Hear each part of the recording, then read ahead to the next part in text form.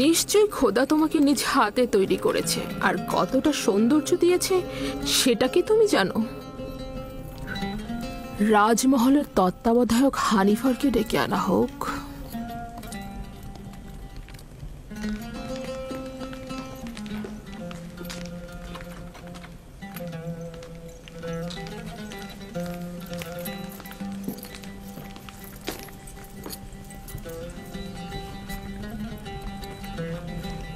এটি সে তার বালিশের নিচে লুকিয়ে রেখেছিল।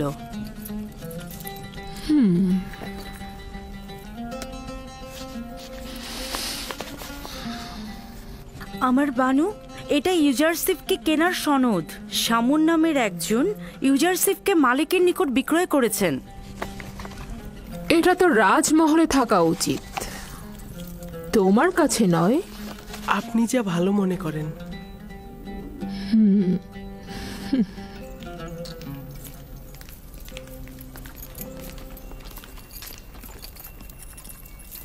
বলুন আমার বানু।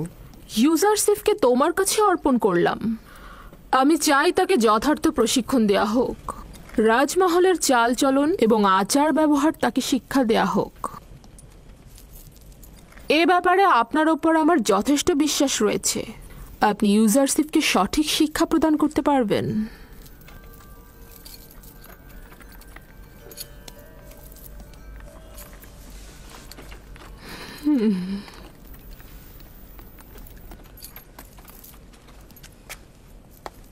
দেখে কিন্তু মনে হচ্ছে না সম্মান প্রদর্শনের এই ভঙ্গি সে উপভোগ করছে।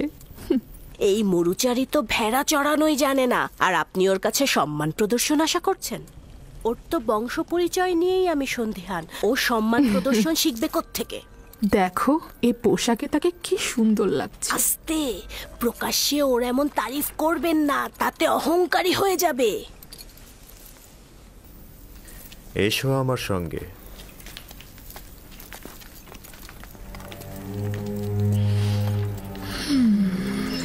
এতক্ষণ যে কামরাটিতে ছিলে সেটাতে বানু জুলেখা ও পুতিফারের একান্ত লোকজনই আসতে পারে। যখন তখন যে কেউ এই কামরায় ঢুকতে পারে না। এই কামরায় প্রবেশ করতে হলে তাকে অবশ্যই 7টি দরজা অতিক্রম করতে হবে। এই 7টি দরজা শক্তভাবে তালাবদ্ধ থাকে, আর তালাবদ্ধ অবস্থায় যে কেউ চাইলেই সেখানে প্রবেশ বা বাহির হতে পারে না। আর এই দরজাগুলোর চাবি শুধুমাত্র বানু জুলেখার কাছেই সংরক্ষিত থাকে। এই জায়গাটি হচ্ছে আমাদের রাজমহলের সবচেয়ে দৃষ্টিনন্দিত স্থান, আর এইখান থেকেই আমাদের প্রিয় মিশরের নীলনদ পর্যবেক্ষণ করা যায়। আর ওই পশ্চিমে মৃত ব্যক্তিদের দুনিয়াও দেখা যায় এখান থেকে। এসো আমার সাথে।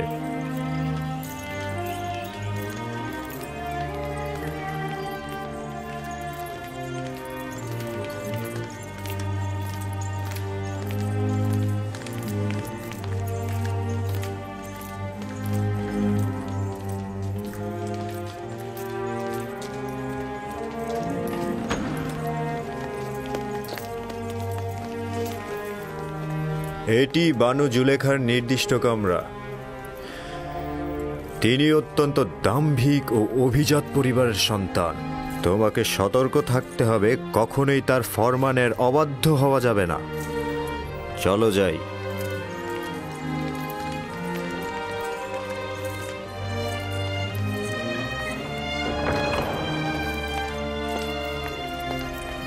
এটা জনাব পুতিফারের খাস বিশ্রামাগার ও কিতাবখানা। জনাব পুতিফার হলেন মিশরের দ্বিতীয় শ্রেষ্ঠ ব্যক্তি।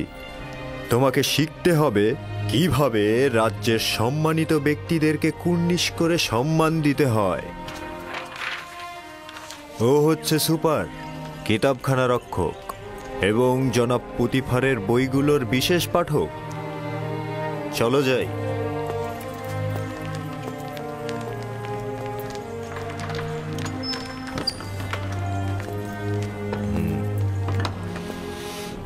এই কক্ষটি হচ্ছে জনাব পুতিফার ও বানু জুলেখার আহার কক্ষ।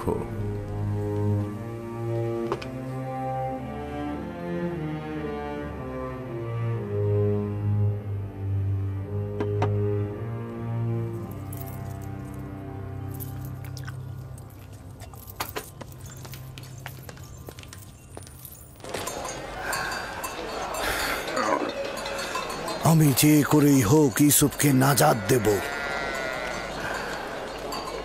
তার মুক্তির পথ খুঁজব। এমন ভাবে বললেন যেন ইউসুফ জেলখানায় আর আপনি তাকে মুক্ত করবেন। কয়েদখানায় থাকা আর গোলামি করা তো একই। কিন্তু পুতিফারের রাজমহলে ওর মতো গোলাম আর একজনও নেই। যদি পাখির জন্য আকর্ষণীয় খাঁচা বানানো হয়, তবে কি সেটা পাখির জন্য খাঁচা নয়? ইউসুফকে মুক্ত করে ইয়াকুবের কাছে নিয়ে যাব। এর আগে আমি কিছুতেই মিশর ত্যাগ করব না। কিন্তু আপনি দেখেছেন পুতিফার আর ওর স্ত্রী ওকে কতটা ভালোবাসে। কিন্তু ইয়াকুব নবীর তুলনায় তা নগণ্য। ইউসুফের বিচ্ছেদে না জানি ইয়াকুবের কি অবস্থা হয়েছে। কিন্তু মালিক, ইউসুফ তো নিজেই বলেছে তার মিশরে আসাটা খোদাবন্ধের ইচ্ছায়। এটি আমার সর্বশেষ বাণিজ্য। যত দ্রুত সম্ভব জিনিসপত্র বিক্রি করে ব্যাবেলে ফিরে যাও। কি?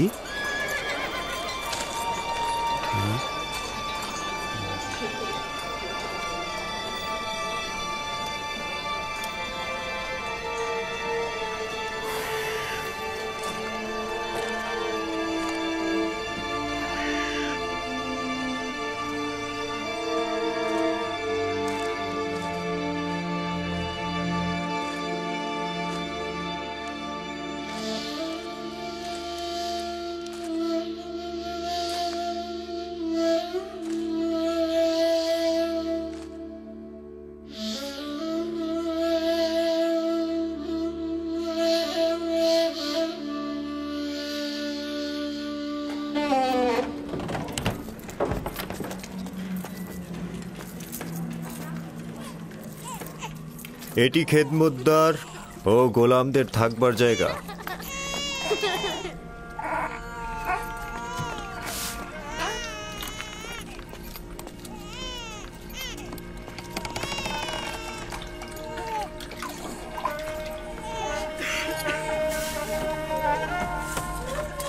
জনাব হানিফার এসেছে, জনাব হানিফার এসেছে, জনাব হানিফার এসেছে। এরা সকলেই জনাব পুতিফারের রাজমহলের খেদমতদার। এরা মহলের বিভিন্ন অংশে কাজ করে থাকে। কেউ কেউ প্যাপিরাসের খামারে কাজ করে, আবার কেউ কেউ তুলা চাষও করে।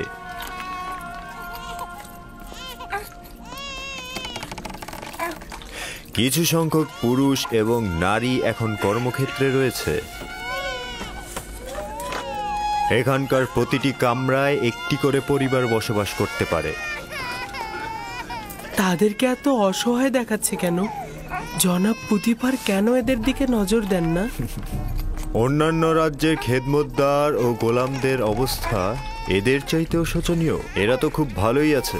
আমরা তাদের এখানে থাকার জায়গা ও খাবারও দিচ্ছি, তাছাড়া তাদের বাচ্চা কাচ্চাদের রক্ষণাবেক্ষণও করছি। আমি কি এদের দেখতে আসতে পারি? কেন নয়? তবে উত্তম হচ্ছে বেগম জুলেখা ও আলী জনাব পুতিফারের কাছ থেকে অনুমতি নেওয়া। এরা হচ্ছে বিশেষ গোলাম যারা পালকি বহন করে থাকে।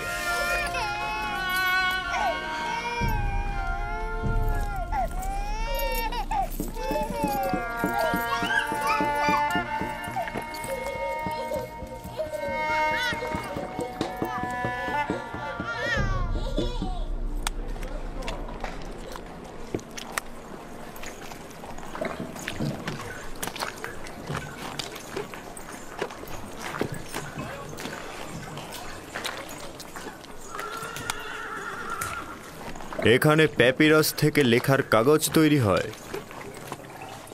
আলী জনাব হানিফার ওপর দরুদ বর্ষিত হোক। এটা প্যাপিরাসের কাগজ, এটাতেই লেখা হয়। আমরা লেখার জন্য পশুর চামড়া ব্যবহার করতাম। এটা কিন্তু পশুর চামড়া থেকেও উত্তম। তুমি কি লিখতেও পারো?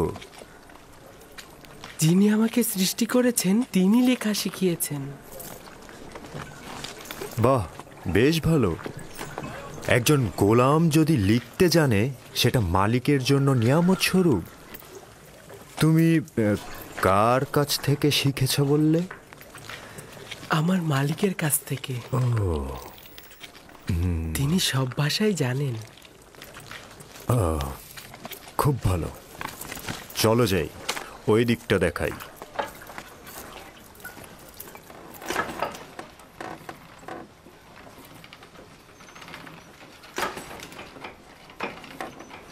এটি হলো কাতান বুননের স্থান। কাতান কি?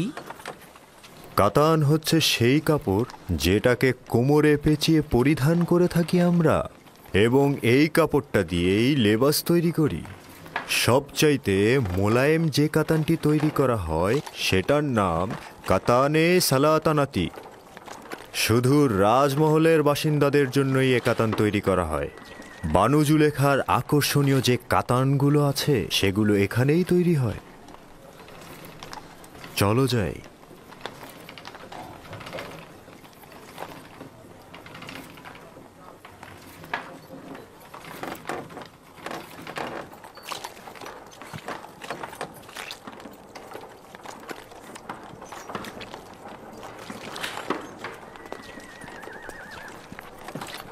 দেখছো, এখানে মাটির জিনিস তৈরি হয়।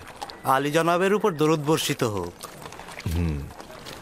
সেদিন ঘোড়ার গাড়ির সঙ্গে লেগে পানি সরবরাহের কিছু পাইপ ভেঙে গেছে, সেগুলো বদলে ফেলবে। এই রকম হলে চলবে তো? হ্যাঁ হ্যাঁ, দ্রুত করবে। ঠিক আছে, চিন্তা করবেন না, সব সময় মতন হয়ে যাবে।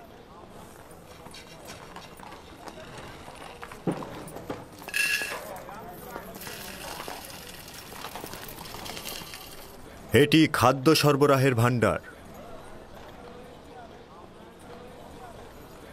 রাজমহলের সমস্ত খাবারের উপকরণ এখানেই রাখা হয়।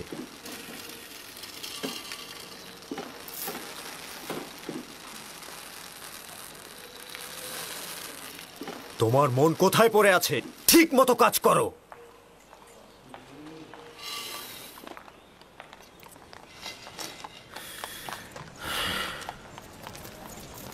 ভুলে যেও না, এখন থেকে তোমাকে তলব করে সওয়াল করা না পর্যন্ত কোনো জবাব দেবে না। কি মনে থাকবে? বানু জুলেখা একজন দাম্ভিক নারী। কখনো কখনো সে রাজসভার সদস্যদের সঙ্গেও কঠোর আচরণ করেন। ছেড়ে দাও, আমি এই কাজ করিনি। বিশ্বাস করো, আমি এই কাজ করিনি। আমাকে ছেড়ে দাও, আমাকে ছেড়ে দাও, আমি করিনি।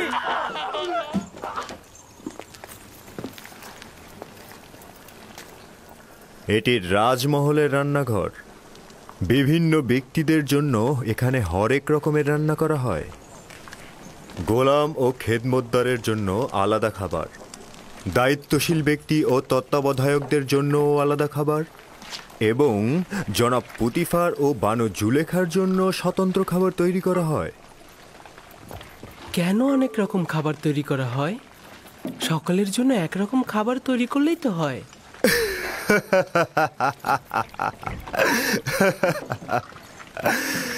এটা কি করে সম্ভব? জনাব পুতিফার ও বানু জুলেখার গোলাম ও খেদমতদারগণ তো এক সমান নন।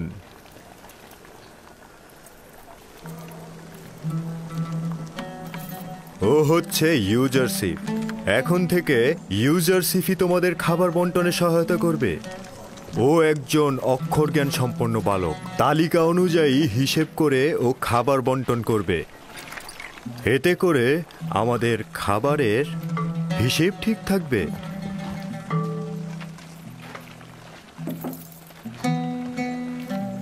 দেখেছো তোমাকে কত আগ্রহের সঙ্গে দেখছে, আর তোমার জন্যই এখানে জড়ো হয়েছে সবাই।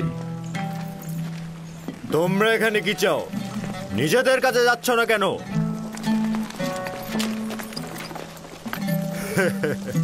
কাজে মন দাও। চলো ইউজারশিপ।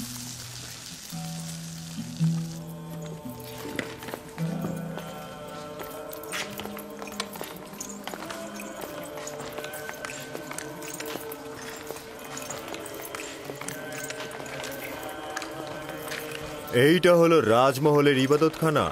জনাব পুতিফার ও বানু জুলেখা এবং রাজমহলের ব্যক্তিরা এখানে ইবাদত করেন।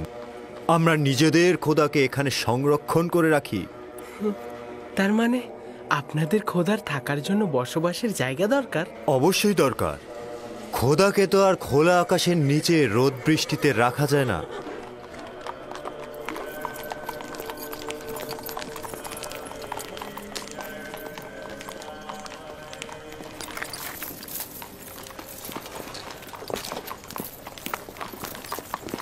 জনাবে মহান হানিফারের উপর দরুদ।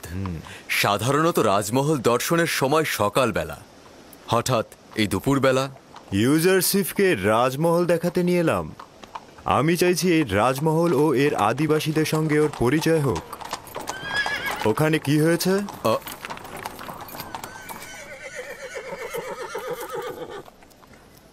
রাজমহল থেকে জোহর চুরি হয়েছে। এরা সকলেই রাজমহলের অভ্যন্তরীণ পাহারাদার।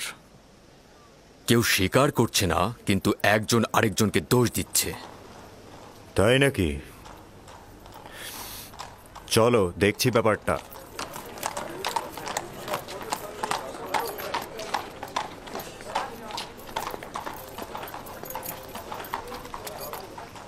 এদের দুজনকেই হাত পা বেঁধে রাজমহলের সামনে রশি দিয়ে ঝুলিয়ে চাবুক পেটা করা হোক। যতক্ষণ পর্যন্ত না স্বীকার করবে চলতেই থাকবে। আমাকে চিৎকার করবে না, যা বলার একজন করে বলো।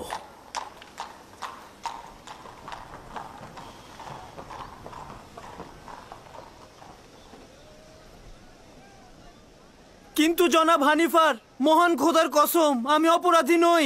সত্যি বলছি, আমি চুরি করিনি।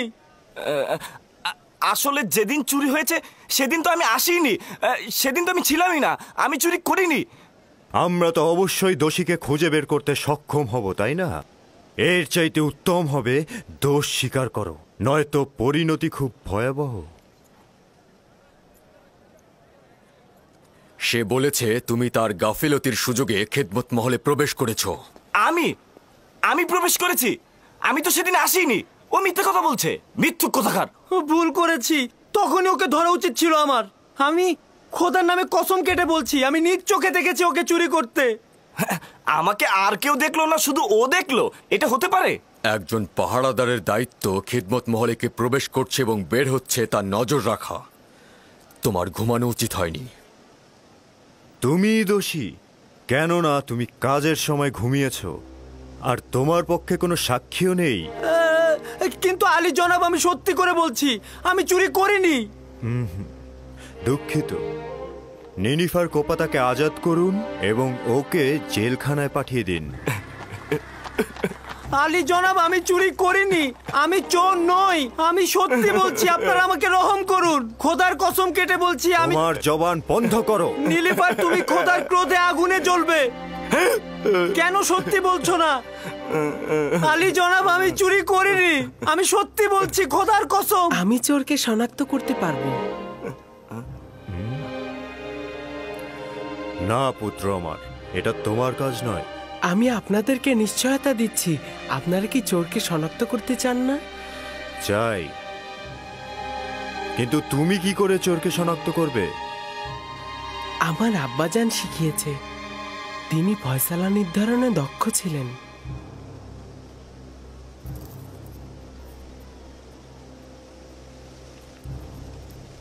নিশ্চয়তা দিচ্ছ?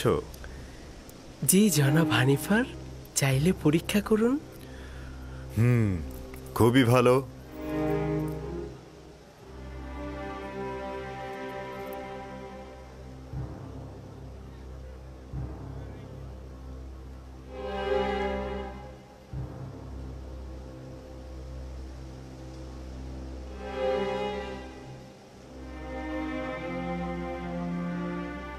আমি জানি চোরকে। আমি আশা করছি সে নিজে থেকে দোষ স্বীকার করে তার শাস্তি কমিয়ে নেবে।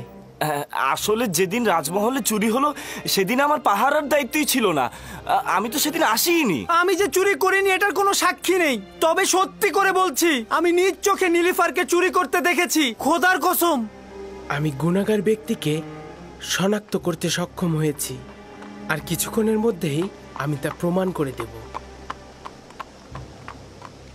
জনাব হানিফার, আমি চোরকে শনাক্ত করে ফেলেছি। আপনি অবশ্যই তার গর্দানটা কেটে ফেলবেন। আমি শুধু চাইছি তাকে শনাক্ত করতে। একবার শুধু শনাক্ত হোক। তাকে কোনরূপ ক্ষমা করা হবে না, শুধু শনাক্ত করুন। জনাব রুদামুন, এই দুজনকেই বাগিচার কাছে নতজানু করা হোক।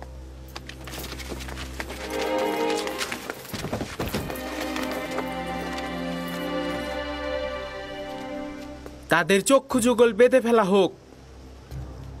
রুমাল নিয়ে এসো।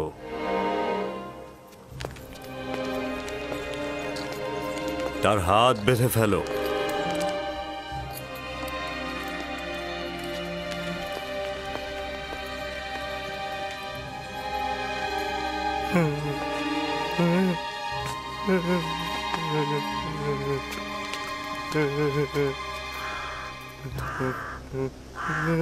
আরো একবার চোরকে সুযোগ দিচ্ছি, তুমি নিজে থেকে দোষ স্বীকার করো, শাস্তি কম পাবে।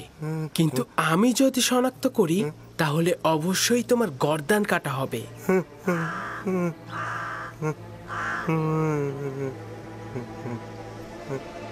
সেই চোর, আপনার তরবারি বের করুন।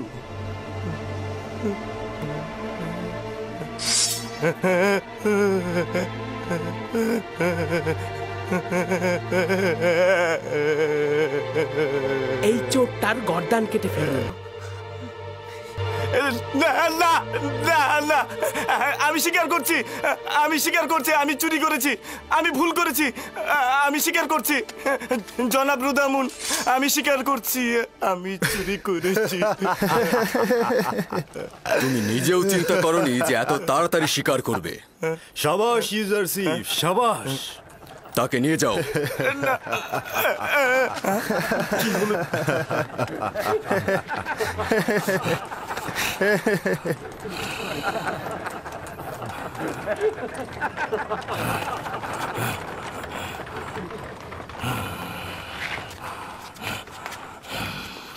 শাবাশ পুত্র আমার, চিন্তিত ছিলাম। আমি ভাবতেই পারিনি যে তুমি পারবে। শুকরিয়া জ্ঞাপন করছি, অনেক অনেক কৃতজ্ঞতা জ্ঞাপন করছি। আমি গুনাহ না করেও শাস্তি পেতে যাচ্ছিলাম। অনেক অনেক শুকরিয়া। তোমাকে দোষী করেই তোমার জীবন বাঁচানো হলো, তাছাড়া আসল চোরকে ধরতে পারতাম না। তুমিও একেবারে গুনাহীন নও, আর একবার যদি দায়িত্বের অবহেলা করো তাহলে কঠিন শাস্তি প্রদান করা হবে। আজ্ঞা শিরোধার্য, এরকম আর হবে না। শুকরিয়া, শুকরিয়া। খুবই ভালো পুত্র আমার, চলো যাই, আমার সঙ্গে এসো।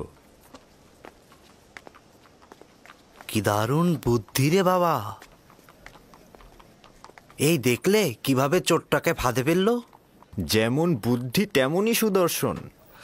আমার তো বিশ্বাসই হচ্ছে না, একটা বালক কি করে এই কাজ করলো।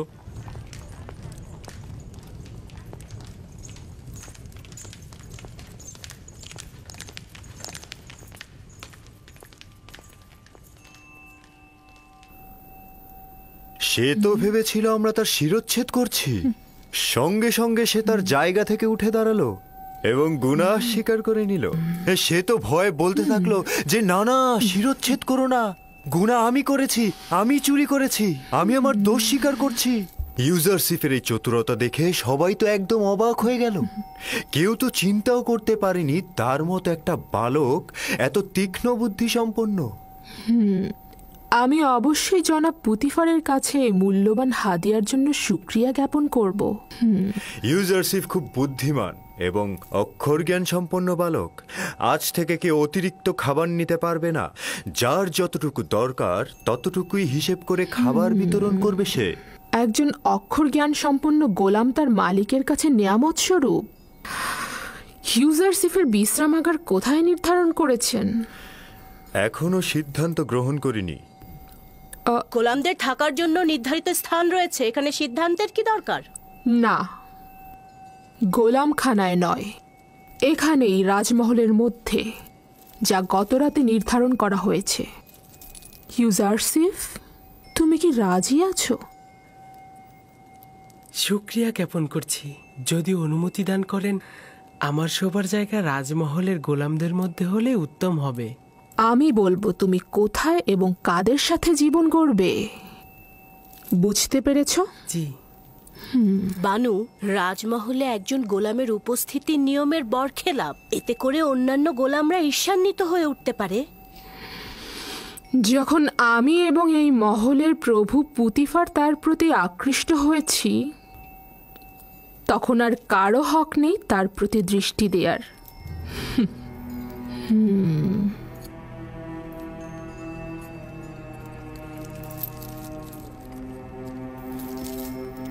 চলো।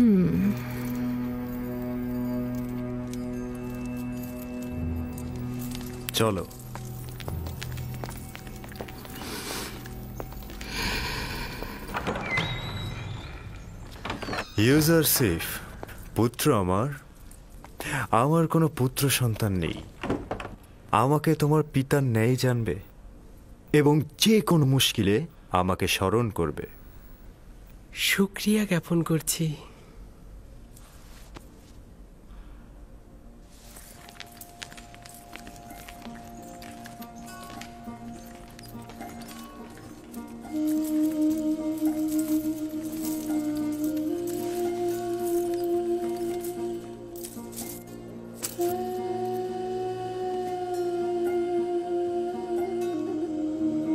বেচারা আব্বাজান আমার, খোদাবান তাকে সবর করা তৌফিক দিন।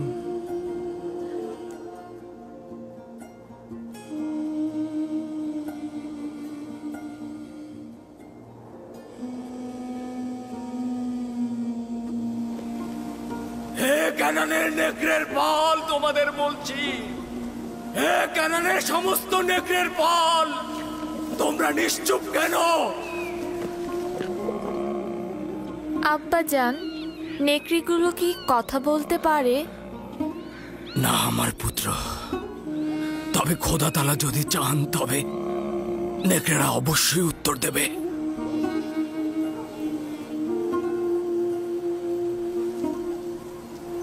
দেখো দেখো আমার পুত্র, ওই যে একটা নেকড়ে, দেখো ওরা আসছে।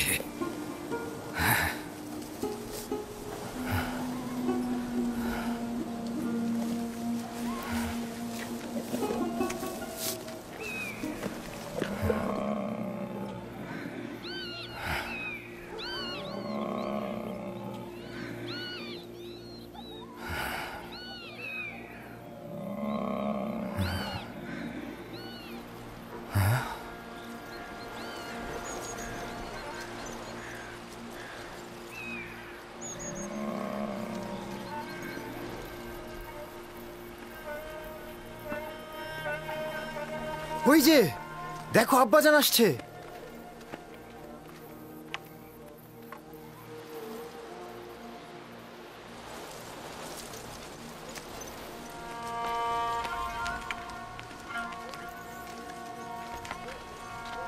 এখনো বলো, তোমরা তোমাদের ভাইয়ের সাথে কি করেছো?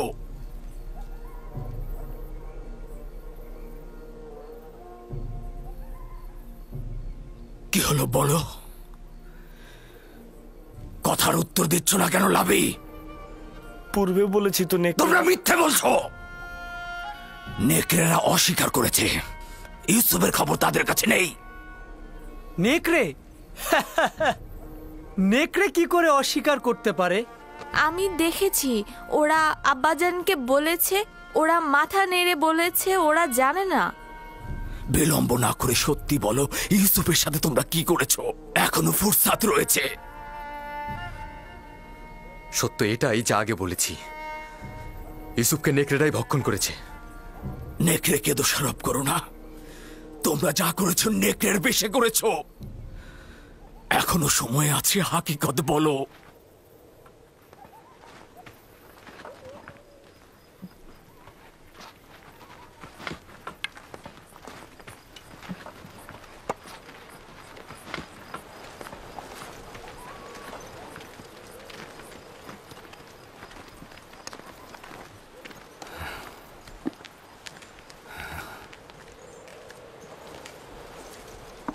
খোদা তাআলা সবাইকে তওবা পড়ার ফুরসাত দেন না। এখনো সময় রয়েছে, তোমরা তওবা পড়ে গুনাহ কবুল করো।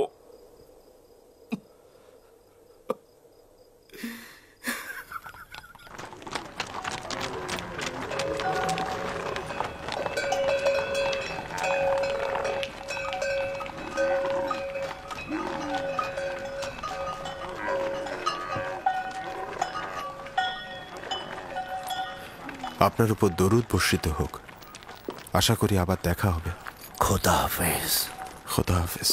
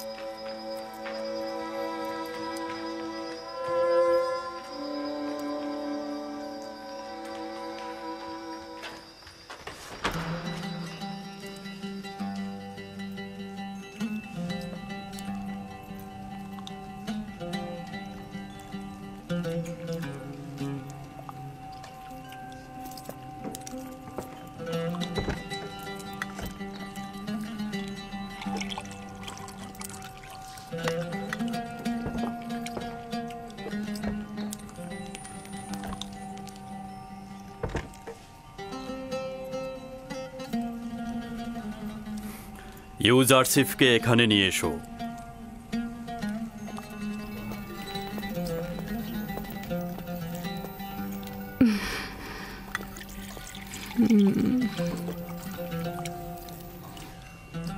এতদিন তোমার সঙ্গে জীবনযাপন করে আমি উপলব্ধি করলাম যে আমি কখনো সন্তানের অধিকারী হব না।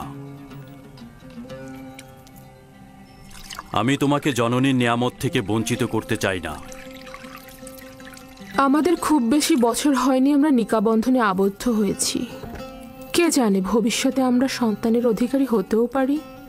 পূর্বে থেকেই জনাব পুতিফারের প্রতি আমার ভালোবাসার সন্তান না থাকার কারণে নয়, বুঝতেই পারছেন।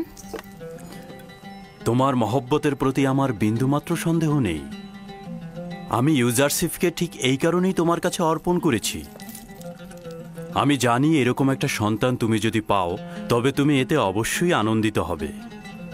কোনো কিছুই আপনার মহব্বতের তুলনায় আমাকে আনন্দিত করবে না। ইউজারসিফকে আমি আপনার হাদিয়ার ন্যায় মহব্বত করব।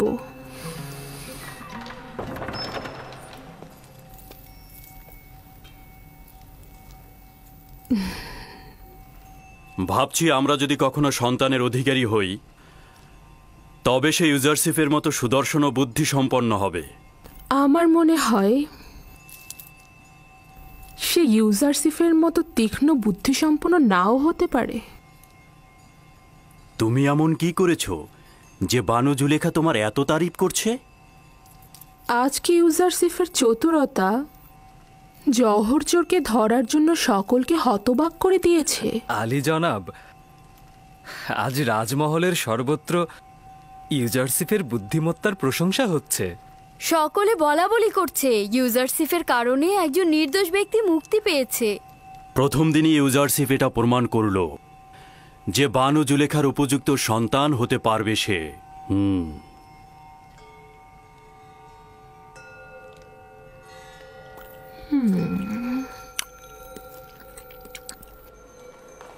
আমি নিজে শুনেছি ইউজারসিফকে সন্তান হিসেবে গ্রহণ করার সিদ্ধান্ত হয়েছে। তাই নাকি? জুলেখা কি সত্যি সত্যি সিদ্ধান্ত মেনে নিয়েছে? না, মুখে কিছু বলেনি, তবে রাজি আছে মনে হলো।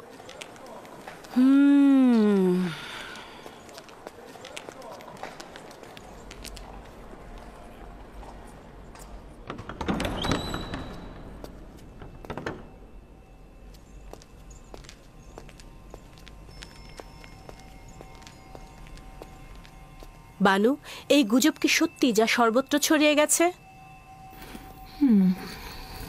কি ইউজারসিফের সম্পর্কে? অনুমান করলাম ইউজারসিফই হবে। সন্তান হিসেবে ইউজারসিফকে গ্রহণ করার কি হাকিকত আছে? দারুণ নির্বাচন, তাই না? কিন্তু বানু, এটা তো মিশরের পারিবারিক ঐতিহ্য ও আইনের বরখেলাপ। ইউজারসিফ একটা অপরিচিত নিচু বংশের সন্তান এবং সে আপনার সাথে একেবারেই বেমানান। কি করে সে সম্মান পেতে পারে? আমার সন্তান হওয়া মানে কিন্তু সেই নাম যশ সবকিছুর অধিকারী হওয়া। কিন্তু তার ঈমান সম্পর্কে কি বলবেন আপনি? আর কি করে বুঝবেন যে সে আমুন আর মিশরের আইন বিরোধী হবে না? আজব কথাবার্তা বলছো। নাজুক এবং নমনীয় চারা গাছকে খুব সহজেই আকৃতি পরিবর্তন করানো যায়। আশা করি সিদ্ধান্তটি আবার ভেবে দেখবেন। এটি মঙ্গলজনক নয়। আমি নিজ সিদ্ধান্ত গ্রহণ করেছি। তোমাকে যেটা বলা হয়েছে তুমি শুধু তাই করবে, বোঝা গেল? তাহলে একটু শুনুন, শেষ কথাটা বলি। আমি আজ আমুন মন্দিরের একজন ধর্মযাজকের কাছে গিয়েছিলাম এবং তাকে ইউজারসিফের বর্ণনা দিয়েছি। শুনবেন কি বলেছে সে? সে বলল এই বালক জুলেখার দুশ্মন। সে হবে জুলেখার জীবন নাশকারী এবং আপনার খোদা থেকে আপনাকে দূরে সরিয়ে দেবে। সে আপনাকে বিভ্রান্ত করবে এবং ধর্মযাজকের মতে আপনি ভিন্ন খোদার পূজারী হবেন। এই বেহুদা কথাবার্তা বলার অর্থ কি? তুমি কি বলছো? সে কেবলই একজন বালক, তাকে আমার মতো করে যেমন ইচ্ছা তেমন করে গড়ে তুলতে পারবো। আগামীকাল থেকে তাকে সজ্জিত করে আমার কাছে নিয়ে আসবে। তাকে মিশরের জনগণের আদব কায়দা নিয়ম কানুন সম্পর্কে অবগত করব। তুমি আমাকে সাহায্য করবে। আমার সকল চিন্তা আপনার জন্য, কিন্তু আপনার ইচ্ছা যদি এরকমই হয় তাহলে ঠিক আছে। তবে আমাকে কিন্তু পরে কিছু বলতে পারবেন না।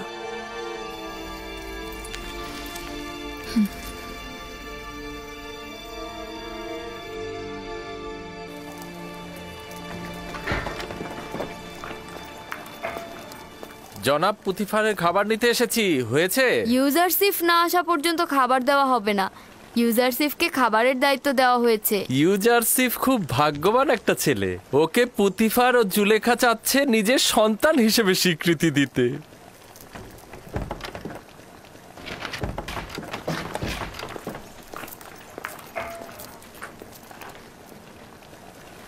রাজমহলের লোক সংখ্যার পরিমাণ এতে দেয়া আছে। ইউজারসিফ নাও। ও যাকে যতটুকু খাবার দিতে বলবে সেই মোতাবেক খাবার বিতরণ করবে।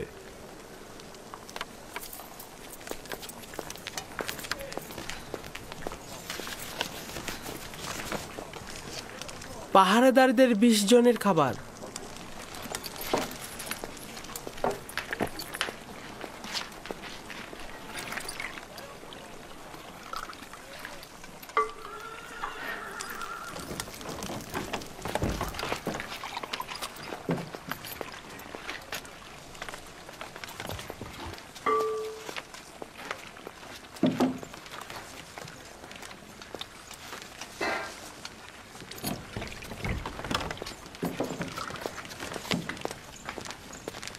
পুরোহিত 20 জন।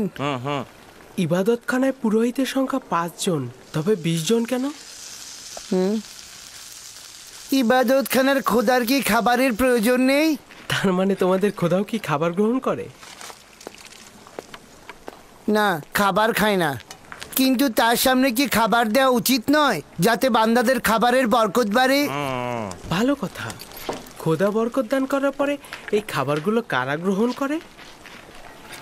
খাবারগুলো খোদার বরকত দেবার পর ওইখানে থাকা খোদার ইবাদতকারী আর আমরা খাদেমরা খেয়ে থাকি। এইভাবেই পুরোহিতরা অন্যদের থেকে 4 ভাগ বেশি খেয়ে থাকে। হ্যাঁ, আর এই কারণেই পুরোহিতরা এত মোটা হয়ে থাকে। পুরোহিতগণ ও ইবাদতখানার খেদমতকারীগণ এই জন্যই খোদার বরকতে অধিকতর মোটা হচ্ছে। আর এই কারণেই রাজমহলের অনেকেই খাবার পায় না। ভালো বলছো। আর এভাবে খোদা যদি বরকত না দেন তাহলে ওরা শুকিয়ে যাবে। ভাগ্যিস খোদা তলা খায়, না খেলে তো কি অবস্থা হতো।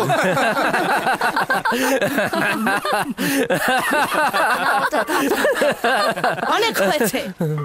তোমরা যদি ইবাদতখানার খাদেমের কাছে লজ্জিত না হও, তবে অন্তত খোদার কাছে তো লজ্জিত হও। চলো।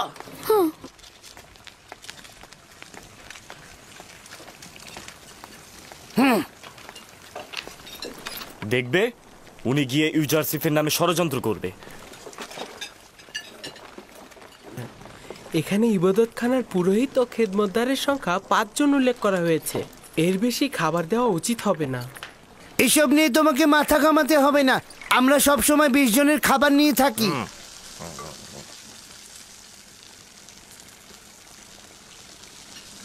আজ যতটুকু চায় ততটুকু দিয়ে দিন। জনাব হানিফার এর সমাধান করবেন।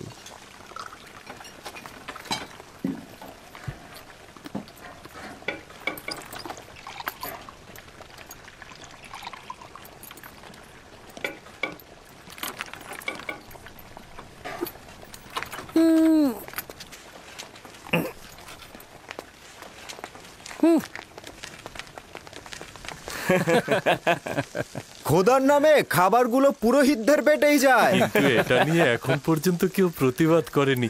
সাবাস পুত্র, সাবাস পুত্র, সাবাস সাবাস। সেদিন নীলিফার আচ্ছা মতো অপদস্থ হয়েছে, আজ হলো খাদেমরা।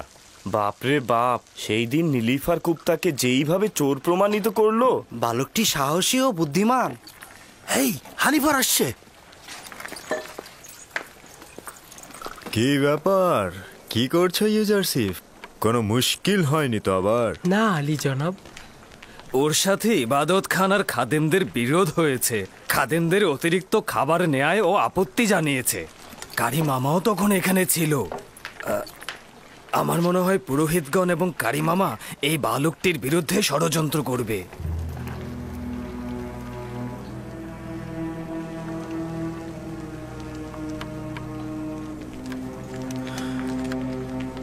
আলী জনাবের খাবার প্রস্তুত হয়েছে? হ্যাঁ আলী জনাব। নিয়ে এসো।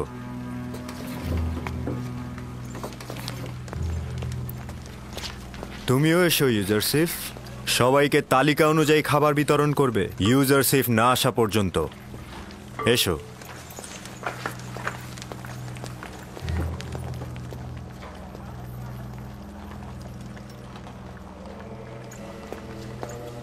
আপনি তো ছিলেন না, তাই জানেন না রাজমহলের কর্মচারীরা কি করে হাসছিল। রাজমহলের কর্মচারীরাও তার সাথে ছিল।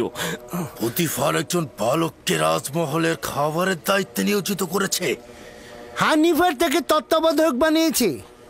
আমার পূর্ণ বিশ্বাস সে কাফের এবং আমাদের খোদার ইবাদত করে না। যদি তোমাদের কথা সত্যি হয় তাহলে আমিও তাকে ছেড়ে কথা বলবো না। আমি পুতিফার ও জুলেখার সাথে এই বিষয় নিয়ে কথা বলবো, তোমরা একদম চিন্তা করো না।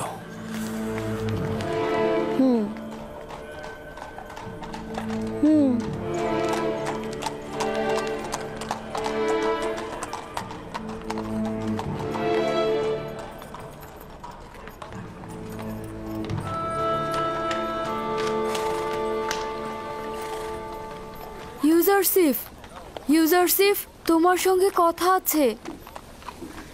মেনিসাপু, কি হয়েছে? এখানে কি করছো? তুমি আমাদের খোদার ইবাদত করো না কেন? তুমি কি কাফের? তোমার উদ্দেশ্যটা কি? পুরোহিত মেঙ্গি পুরোহিত খুপুকে বলছিল যে তুমি নাকি কাফের, আর এটা যদি প্রমাণিত হয় তবে তারা তোমাকে জীবিত রাখবে না। যদি আমার খোদা না চায় তাহলে কোনো কিছুই হবে না। তার মানে কি তুমি সত্যি সত্যি কাফের? তোমাকে নিশ্চয়তা দিচ্ছি আমি কাফের নই, আমি খোদার ইবাদতকারী। তার মানে কোন খোদা? তোমার খোদা, আমার খোদা, আমাদের সকলের খোদা। খুবই ভালো, যাক আমি শান্তি পেলাম। তুমি কি জানো খোদা তাআলা তোমাকে নাজাতের জন্য আমাকে পাঠিয়েছে? আমাকে কিছু বললে? না না, আমি নিজের সঙ্গেই কথা বলছিলাম। কিছু হয়নি, তুমি যাও। এসো আমরা খেলা করি। আচ্ছা ঠিক আছে, আমি আসছি। হ্যাঁ।